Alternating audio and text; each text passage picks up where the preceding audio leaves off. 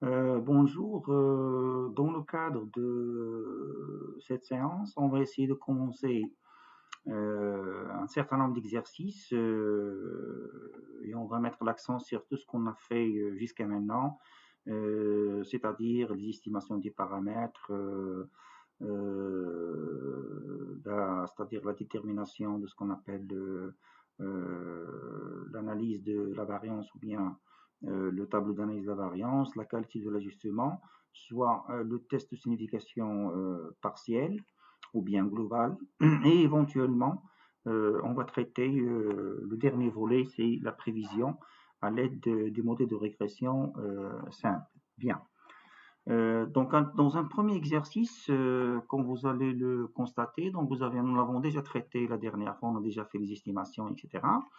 Et il nous reste aujourd'hui à traiter la détermination de ce qu'on appelle l'analyse de la variance, à travers la détermination de la somme de carré de l'expliqué, la somme de carré des résidus et la somme de carré du total, et de déterminer le tableau d'analyse de la variance.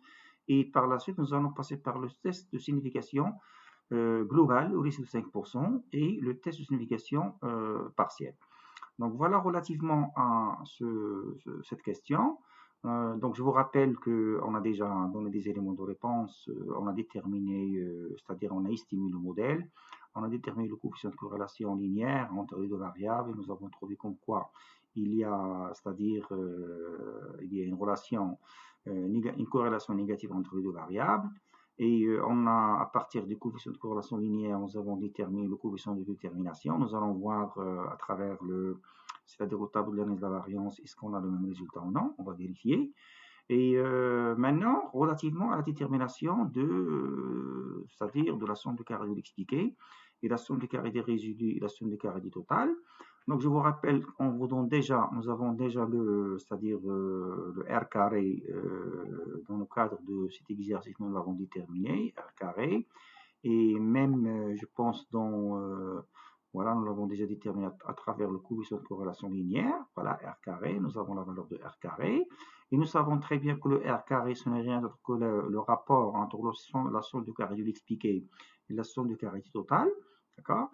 Et je peux, c'est-à-dire avec la somme du carré du total, ce n'est rien d'autre que la taille de l'échantillon fois la variance de Y. Pourquoi? Parce que la variance de Y, c'est la somme du Y de T moins Y bar au carré divisé par N. Nous, ce que nous cherchons la somme du Y de T moins Y bar au carré. Donc, par une simple, puisque nous avons déjà dans l'énoncé de l'exercice, nous avons la variance de Y, je pense, et les données, voilà la variance de Y. Donc, je vais prendre la taille de l'échantillon, 52, multiplié par la variance de Y, pour que je puisse déterminer la somme des carrés du total. Donc, voilà. Donc, une fois que nous avons, c'est-à-dire, on a déterminé la somme des carrés du total, est égale à 0,07124, voilà. Par la suite, je peux, c'est-à-dire déterminer la somme des carrés de l'expliqué à travers donc, cette formule. Pourquoi? Parce que j'ai déjà déterminé la somme des carrés du total est égale à voilà, est égale donc la somme des carrés du total, donc est égale à cette valeur. Et je peux donc multiplier R carré par la somme des carrés du total pour que je puisse déterminer la somme des carrés de l'expliqué. Donc mathématiquement parlant, je peux très bien déduire la somme des carrés de l'expliqué à partir de la relation de R carré. Donc comme vous le voyez, c'est un jeu de formules. Donc R carré fois la somme des carrés du total va me permettre de déterminer la somme du carré de l'expliqué est égale à 0,066. Il faut bien faire attention aux valeurs. Il faut que la valeur de la somme du carré de l'expliqué soit inférieure ou égale à la somme du carré du total. Pourquoi? Parce que la somme du carré du total, il englobe aussi bien la somme du carré de l'expliqué et la somme du carré des résidus. Donc voilà, vous avez donc la somme du carré de l'expliqué est égale à 0,066. Et à partir de là, donc, je peux déduire la somme des carrés des résidus, comme quoi c'est la différence entre la somme du carré du total et la somme des carrés de l'expliqué. Pourquoi? Parce que la somme des carrés du total, c'est la somme des carrés de l'expliqué plus la somme des carrés des résidus. C'est pour cette raison, comme vous le voyez, la somme des carrés d'édiction, une simple déduction de la somme des carrés des résidus, c'est 0,07 la somme des carrés du total, moins la somme des carrés de l'expliqué est égale à 5,24 fois 10 à la puissance moins 3. Et il faut bien faire attention, on constate que la somme du carré des résidus elle est infinitésimale, il tend vers 0. Pourquoi? Parce que nous avons déjà déterminé la valeur de R carré et nous constatons que R carré il est proche à 1. Donc si R carré il est proche à 1, ça veut dire que la somme du carré des résidus il est infinitésimale ou bien il est faible. Donc une fois que nous avons, c'est-à-dire déterminé la somme du carré du total, la somme du carré de l'expliqué, la somme du carré des résidus, je peux très bien déduire ce qu'on appelle le tableau d'analyse de la variance, comme nous l'avons déjà vu dans le cadre de la dernière séance dans le cours à l'amphi. Donc c'est-à-dire la description de ce tableau comme vous le voyez. Donc je vais mettre dans la première colonne la source de variation, donc les sources de variation, ici, source de variation. Et donc, source de variation, vous avez la régression, vous avez les résidus et vous avez la variance totale. Donc, la régression, c'est-à-dire les variables, c'est-à-dire explicatives, le résidu et le total. Et nous avons déjà expliqué comme quoi, pour le degré de liberté, pour la régression, il faut prendre le nombre de variables exogènes. Donc, vous avez ici k est égal à 1. Et pour le résidu, c'est n moins k moins 1. N, c'est, je pense, 52. K est égal à 1. Et 1, c'est k moins, c'est la constante. Donc, c'est n moins k moins 1, c'est 50. Et le total est égal à n moins 1, c'est-à-dire 51. Donc, il faut bien faire attention à la détermination du degré de liberté. Sinon, tout ce que vous allez calculer par la suite n'aura aucun sens. Et dans la troisième colonne, vous avez la somme des carrés. La somme des carrés de l'explique, comme nous l'avons déjà déterminé auparavant, 0,066. Et la somme des carrés des résidus est égale à 5,24 fois 10 à la puissance moins 3. Et la somme des carrés du total est égale à, comme nous l'avons bien déterminé auparavant, 0,0724. Voilà, vous avez donc les composants de chaque source de variation. Et la moyenne des carrés, c'est tout simplement, c'est vous prendre ce que vous avez dans la troisième colonne divisé par ce que vous avez dans la deuxième colonne, ça veut dire 0,066 divisé par 1. Donc c'est la même.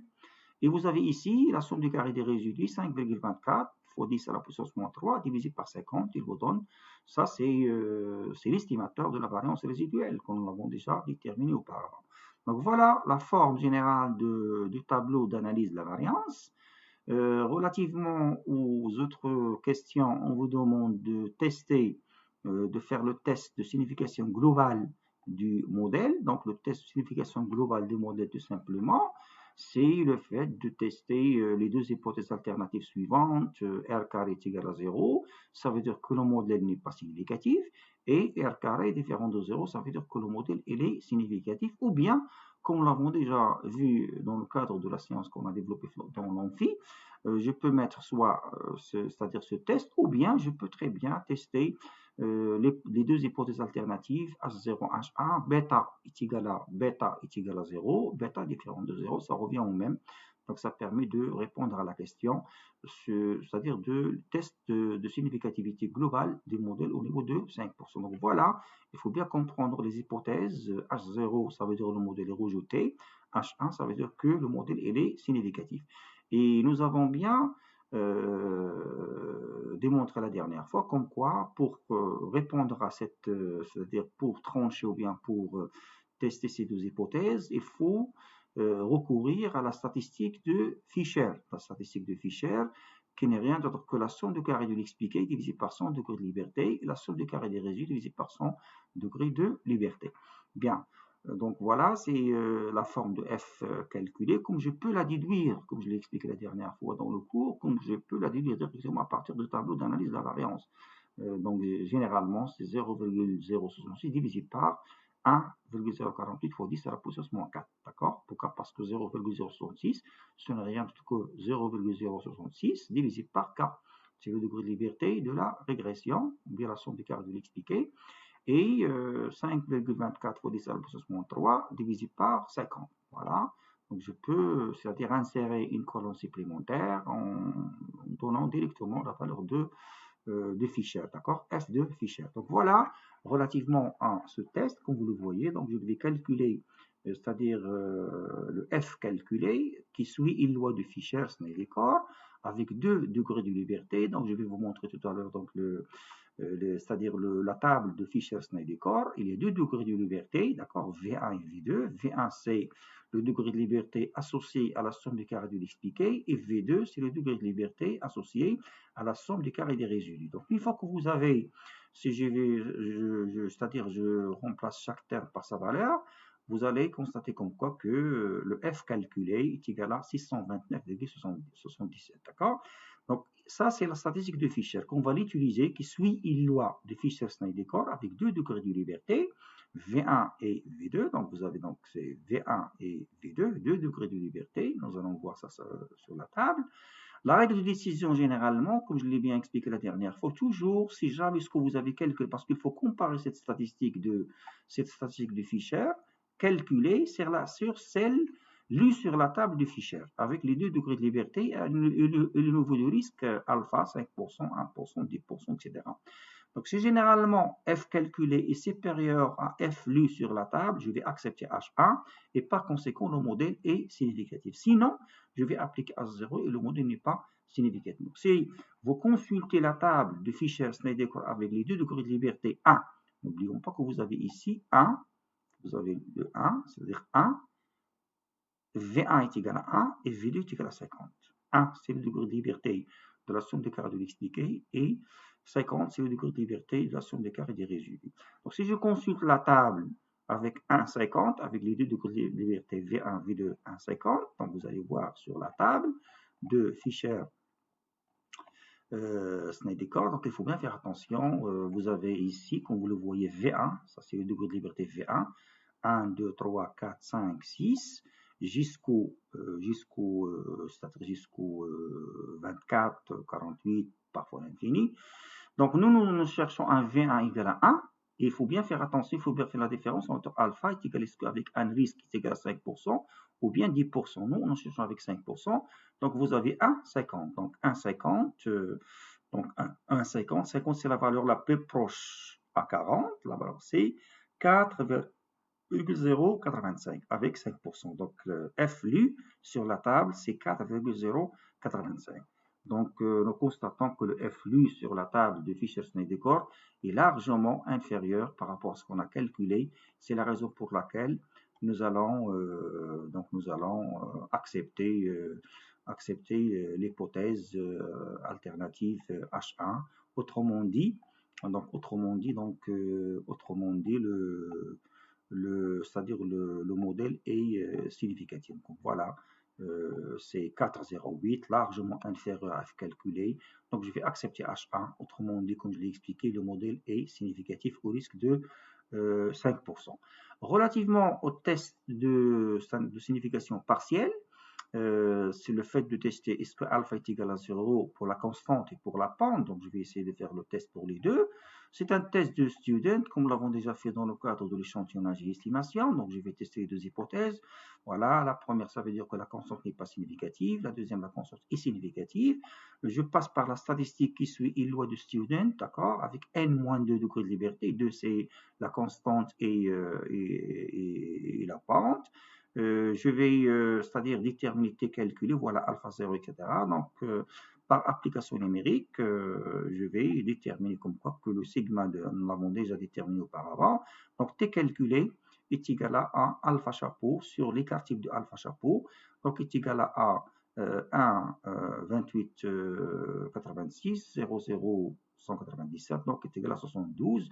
Cette statistique à comparer avec celle lue sur la table de student, sur la table de student avec 5%. Donc sur la table de student, si je consulte la table de student, je vais trouver comme quoi le T lu est égal à 2,021 et par conséquent, je vais accepter l'hypothèse alternative 1. Ça veut dire que la constante, la constante, la règle de décision, que la constante elle est significativement différente de 0 avec un risque de 5%. Donc voilà, je vous donne rendez-vous dans une prochaine vidéo afin de traiter la